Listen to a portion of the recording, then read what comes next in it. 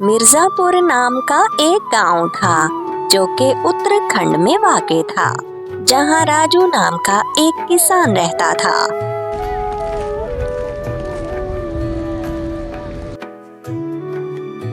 उसका एक बेटा भी था जो समोसे बेचता था, जिसका नाम रामू था।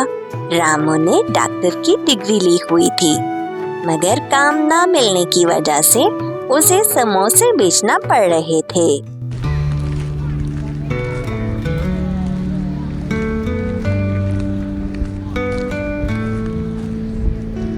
एक दिन राजू अपने बेटे रामू से कहता है, देख बेटा, मैंने अपनी सारी जमीन बेच के तुझको डॉक्टर बनाया और अब तू समोसे बेच रहा है।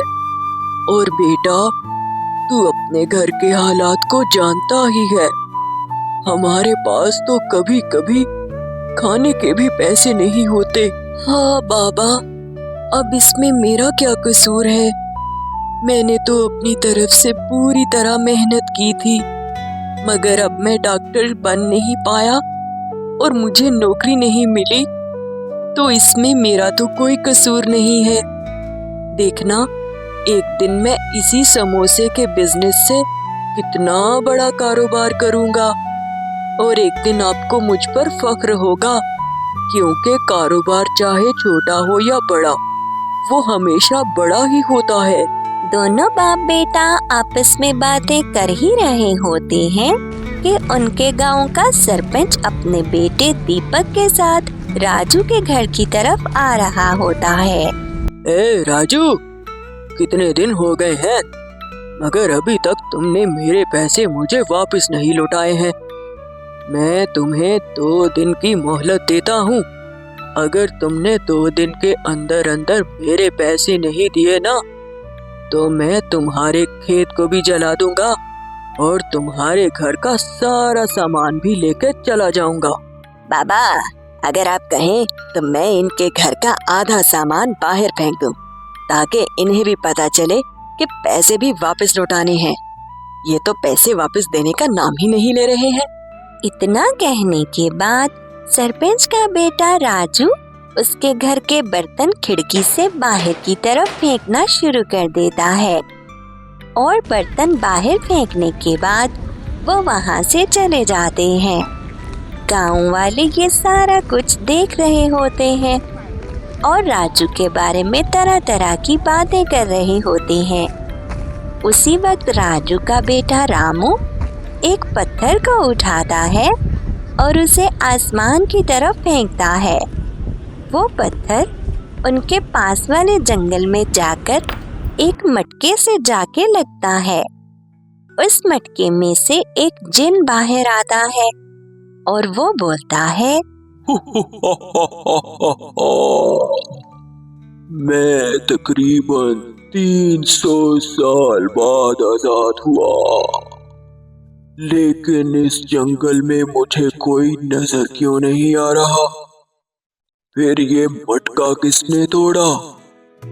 मैं जल्दी से यहाँ से भाग जाता हूँ, वरना वो सन्यासी मुझे दोबारा कैद कर लेगा।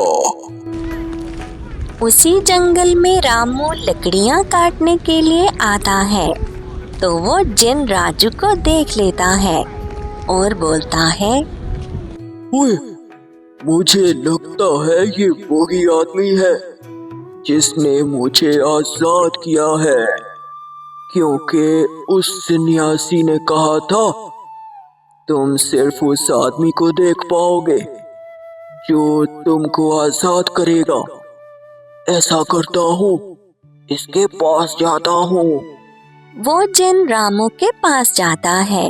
रामू उसको देख के जमीन पर गिर जाता है और उसको देख के बोलता है, तुम कौन हो भैया? यहाँ पर क्या कर रहे हो? मैं एक जिन हूँ।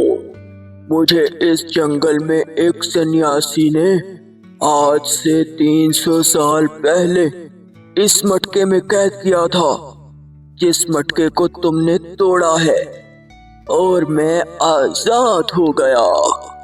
और अब मैं तुम्हारी 2 दुआएं पूरी करूंगा। तुम मुझे अपनी 2 दुआएं बताओ। राजू उसको सारी बात बताता है जो उसके साथ हुई थी। जिन रामू को 2 वरदान देते हुए बोलता है, आगे से तुम जो भी चीज अपने हाथ से जमीन में लगाओगे वो उस चीज में तब्दील हो जाएगी जो भी तुम काम करते हो। और दूसरी तुम्हारी दुआ ये है कि वो सरपंच पूरे गांव के सामने तुम्हारे बाप से माफी मांगेगा। हाँ, मगर एक शर्त है, तुम्हें उसको तुम्हारे समोसे खिलाने पड़ेंगे, फिर जाके ये दुआ पूरी होगी। अब मेरा काम पूरा हो गया है, मैं अब चलता हूँ। इतना कहने के बाद वो जिन वहां से गायब हो जाता है और रामू अपने खेत में एक बीज बोता है और उसके ऊपर पानी देता है तो वहां से एक समोसे का पौधा ऊपर आता है जिसके ऊपर समोसे लगे होते हैं। अब रामू समोसे की खेती करने लग जाता है। एक दिन राजू सरपंच को एक खत लिखता है जिसमें वो लिखता है कि वो उसको बहुत मारेगा अगर उसने उसके घर के तोड़े हुए बर्तनों के पैसे ना दिए।